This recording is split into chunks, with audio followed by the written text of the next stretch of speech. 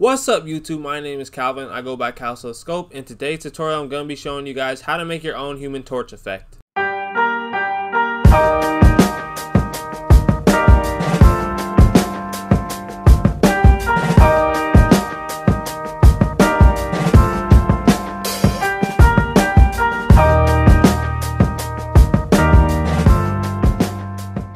Alright guys, so the subject at hand for today's video is Kelly Oubre. If you guys haven't maxed out your subject, go ahead and do that, okay? Make sure you guys do that. I'm going to apply my layer mask. That's the first thing that I'm going to do. And now, for this tutorial, you're going to want to probably work on a dark background. So, because you just want that fire effect to be shown more prevalent as of right now. We can go later and affect this, but let's just work on a darker background. So the first thing that you're going to want to do when you're on this layer, Kelly Oubre, let's just name it. So this is going to be our first layer, right? And I'm going to make a couple of copies of this and then put them into their own group. And you guys will see why later, but just make a couple of copies so you can go back to those and reference them later. But the first thing that I'm going to do on this is I'm going to add some grain to it so that when I have my fire effect, there's more grain and there's more just like texture on top of it. So I'm going to use Topaz Labs, but if you don't have Topaz Labs, you can just add noise manually like this and add noise. Just add a little bit, not too much because you don't want it to go like crazy, but just add a little bit of noise on top of there. If you do have Topaz Labs, just use Topaz Adjust. And I usually go to like dynamic pop and then I go to my details and sharpen. And there's a lot of easy ways to get Topaz Labs. So, and if you guys are still stuck on how to do that, I will be dropping a tutorial soon on how to get Topaz Labs and install it. Alright, so make this into a smart object. So I'm going to press F5 and for right now I'm going to go to desaturate it. Now you could use Channel Mixer to desaturate it, but I'm going to use hue and saturation just for this one. I'm going to use hue and saturation, okay? And now it's desaturated, okay? And I like to kind of go bit by bit and then add into my smart objects just in case if I have to go back, I can open back up into it. But that's how I like to do it. There's a bunch of ways, there's a bunch of methods you could use. So the first major thing that we're going to have to do is make it into the orangey color, right? So what you're going to want to do is press Control I, and this is going to invert your layer. Control I on your layer, that's going to invert it. And now what we're going to add is go to that semicircle, and we're going to add a gradient map, okay? So we're going to add a gradient map. You see, it's gradient maps work from darkest color to lightest color. So what we're going to do to make this orange effect is we're going to go from this whatever orange is going to suit. So we're going to go from an orange to a white, okay? We're gonna go from an orange to a white, and now we're gonna clip it to our layer as well. So we're gonna right click, and I'm gonna create a clipping mask right there, okay? And what I'm seeing is I want this to be a little bit darker or a little bit more like toned to orange. And also what you're gonna do on your gradient map is you're gonna put it on overlay, okay? And putting it on overlay, now I'm seeing that I probably went a little too bright. So I'm just gonna play around with it a little bit to get it to kind of just my liking. And then after you put that on overlay, then we're gonna go and add a hue and saturation layer, and you're gonna saturate it and just change the color up a little bit, okay? And the last thing that you're gonna want to do is when you have like this, like really you're satisfied with how this kind of looks, you're gonna rasterize your layer. And all the really like white parts that don't really fit in, we're gonna kind of just go in with the spot healing brush tool, and I'm just gonna kind of color some of this. And it might seem weird like we're destroying the texture, but the texture is already, if you think about it, the texture is already destroyed because we went ahead and just added those gradient maps on, and this is giving it the effect. So it's not anything that we need to really be worried about, okay? So just go on, and I'm gonna control click and then click on my layer so that it's kind of more controlled. But just kind of try and go over some of the areas that are really like just really white and don't really fit in like that, right? And then you can go ahead and keep adjusting if you really would like to on your layers, just to so you get that orange that you like to have. There's no set orange, there's no set things that you have to do, right? Alright, so once you're at that point, then what we're gonna also do is add 2 curves adjustment layers, and the first one is gonna be for dodging. Dodging is gonna make it lighter in areas. I'm not really seeing more where I'm gonna have to go very light in areas. So, but what you're gonna do on curves, if you need to go lighter in areas, is just bring that curve up. Literally, just bring the curve up, and see, it's just giving me a nice effect. That's gonna be my dodge one, and then we're gonna add one more, and this is going to be the burn. And I'm seeing that I'm probably gonna have to add more burn. And then on both of these layer masks, you're gonna invert them so that you can just paint on freely where you want to do that. So what you're gonna want to do is just Control and I on the layer mask, Control I on the layer mask, okay? And then with your brush, you're just gonna paint in areas that you want to be burnt more, right? And for mine, I'm gonna just kind of go crazy with the burns, because I think there's a lot of really light areas that I want to be darker. So that's what I'm gonna do for mine. The hair and the head, we don't even worry about that for right now, because there's something that we're gonna have to do on top of that to give it more of a better effect, I'd say. So go ahead and paint on with the white brush, and then if you see any areas that you really want to make lighter, you can do that. And it's also good because you're kind of mixing in some oranges with the red, you know, not only just making it lighter, but you're mixing in some oranges with the reds, which is making it pop out some more.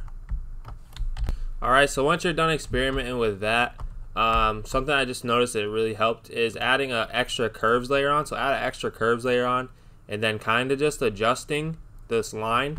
The more that you go up and down like a roller coaster on the curves, the more detail you're gonna have popping out. So it's always good to do that, but just be careful of how much detail you're adding in, how much you're not, because then you can really get lost in trying to do way too much detail and it doesn't look good. And then also on like the fingertips and stuff, like you see right here, like on the fingertips and stuff, like it's all honestly a lot of the time really too blurred out or too dark. So you might want to go ahead and fix those a little bit. I mean, you don't have to do anything crazy because there's gonna be fire over the top of it, but from that point there, that is pretty good. And then now we're gonna move on to the next step, which is how we're gonna bring these back, which is we're just gonna use mask of Kelly Oubre. So we have this mask on top, of course. So what I'm gonna do is I'm gonna also add just a skin to this. So I'm gonna add dynamic pop and then put some more noise back on it again, or sharpen, whatever you want to call it, noise, sharpen. So I'm gonna sharpen up the mask again. But what I'm gonna do this time is I'm just gonna mask out the jersey, and I'm gonna mask out the shorts, and I'm gonna mask out his head separately, but that'll be for a different part. But right now, let's just mask out the jersey, shorts, and also the leg sleeves. And then once I mask those out, I'll be back. Alright, so we're back, and I have my Kelly Oubre jersey masked out. So I'm just gonna say Kelly Oubre jersey and shorts. Alright, so we have that mask, and this is a pretty simple step but very important. So all you're gonna have to do really is go to hue and saturation, and we're gonna put it on colorize this time. So make sure you have your clipping mask there, and we're gonna put it on colorize this time, and just make it like really close to like a nice orange you want to have on there. And we can also use the same curves, like curves and dodge on these jerseys as well. So I'm just gonna add those two there. That's the dodge, and that's the burn, and this one is the dodge. Yep. Alright, so we can do like the same type of thing that we did for the skin, and my brush is a little weird, but don't worry. So on my dodge ones, I'm just gonna put it more on the outside. I'm gonna have a little bit on the inside. This is just starting off too. Like everything is kind of subject. It might change to your liking, because this is honestly this is all to what you want to have your jersey looking like. So do what you want to do, but just keep these things in mind as you're doing it, right? So now we have our jersey kind of burnt and dodged. And then I'll go on blending options as well. So if you want to go on blending options, you right click, go to blending options, and then I'm going to slide this from the underlying layer. And that's what that's going to allow me to do, is bring out some of the purple, right? So if we just have it like that, you're like, all right, well, that's cool, I guess, but you have no real detail. But now, since we're adding our underlying layer, so press Alt or Command on the Mac, grab this point and slide it out a little bit. And now we can see some of that underlying detail from the Phoenix jersey. I'm going to put it very close to orange because that's what I'm feeling right now. And there we have our jersey. So that's our jersey group.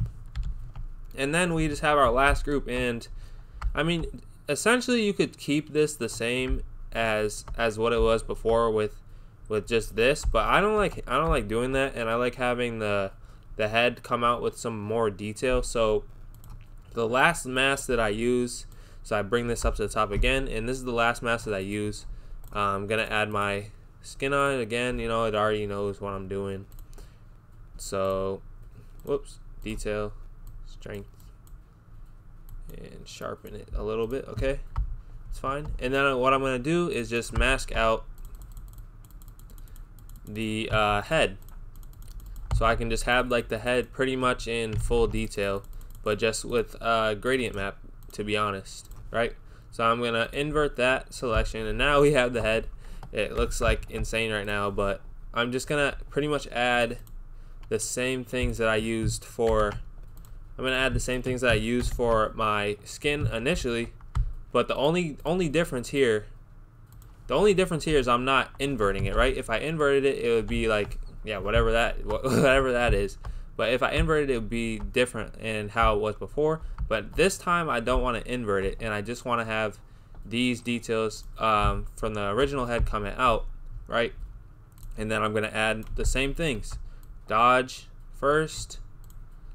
Or actually, what I'm going to do also here is I'm going to colorize this instead. So I'm going to put it on colorize, and then change my color selection, right?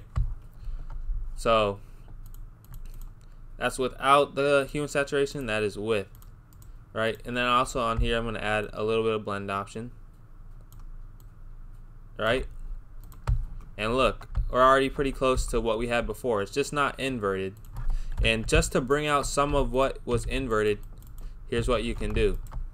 Just paint on a layer mask right here, and that's going to bring back some of the inverted detail to your image, right?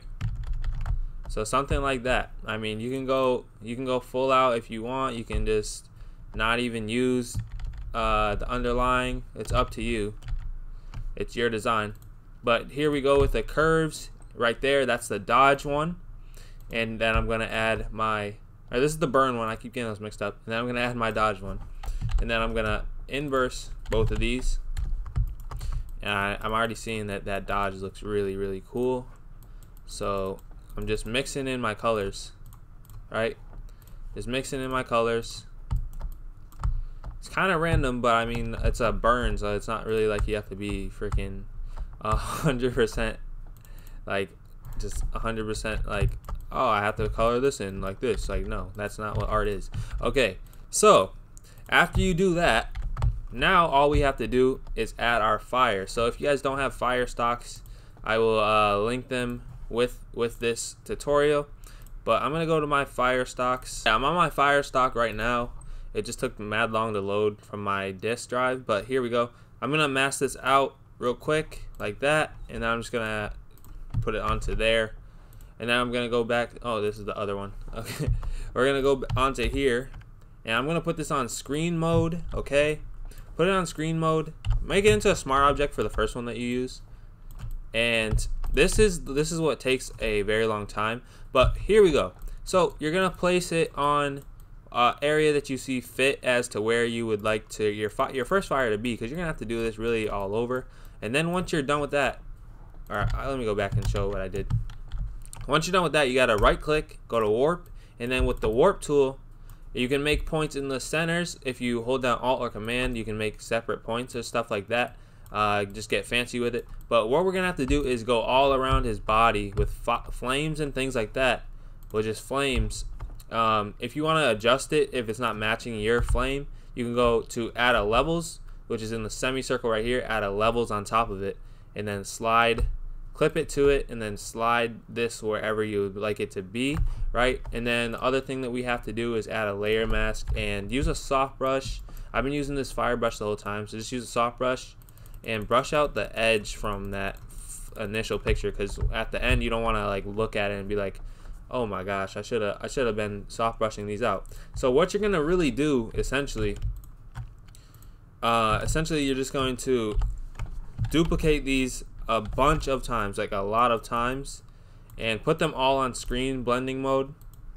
And you're just gonna have to go in and just place these wherever you see fit a bunch of times until it all kind of just resonates. And it takes a long time, but just take your time with it, and then I'll be back. Alright, so you guys see all the flames are on the skin. It takes a good amount of time to do, but I swear it will pay off in the end. And you're gonna have to kind of just keep going back and forth to seeing like what you like and what you don't like. And you don't want any of these to really look the same. But once you are like pretty set on all your flames, like you see I have so many layers, I'm gonna click on my top layer, and I'm gonna hold down shift and then go to the bottom one, and I'm gonna put them all into a smart object so that, oh no, not a smart object, just put them into a group. Just put them into a group so that they're not like all over the place. Okay, and then once you put them into the group, you're gonna have to do the same type of thing for the jersey. So you're gonna have to go ahead and do the same thing on the jersey, just placing flames all over until it just looks sick, if you want to say. So just until it looks sick. And then on the flames for the jersey, what you might want to do is resize. Yeah, resize obviously. But then what you might want to do is add a little bit of motion blur to your main one. So you might want to go to like filter, blur gallery, path blur. And with path blur, it's sick because you can really just actually make your own path of the flame. So just set it up to like that, and then drop my speed down. Right, so something like that. And then we're gonna have to go ahead and do this again all over the jersey. So add some little stylistic things that you want to your jersey, like putting the flames on the phoenix and things like that will look pretty dope. So go ahead and do that, you know, do your thing, and then I'll be back. Alright, so technically at this point you are done, and I like to leave it up to you guys to finish out your designs, because I'm not your daddy. I'm just a teacher of Photoshop that I'm trying to give you guys some things to think about. But in this case, I'm gonna try and open up one of my fire photos that I have. So if I have like this, I have a South Cali fire photo. Alright, so you can open up something like this, and then I'm gonna use my lasso tool, mask him out, take him out of the scene, content aware, fill him out, okay? And then I'm gonna Control C, clip it onto there, and then I'm gonna go on to this layer. And it doesn't really matter about the image quality, because this is gonna be blurred out, okay? So what you're gonna want to do is right click on it, go to blending options, and sometimes blending options works for me. Sometimes it's like, what is going on here? So like in this case, yeah, it's kind of weird. But this layer, if I go on the top and press on this layer, that works a little bit better, right? And then also what I can do is bring back my background, my original background, just so I get a little bit of that background. What I did on the background is I added color balance first. I added like a little bit of red color balance. Then I added some levels on there, and now I'm gonna add these flames, okay? And this part right here is not really cool, so I'm going to see what we can do with content aware fill in the bottom left corner. And I'm gonna press shift F5, see what it's gonna do for us, and not much. So I'm just gonna go content aware fill and finish it down to the bottom, right? So now at the bottom we have just like a really cool flame, okay? And this doesn't really match his orange flame, so with this I'm gonna go add a color balance to this, and I'm gonna go and change it to more of a yellowy orangish, and we're seeing that come through, yeah, right now. So we're seeing that come through now.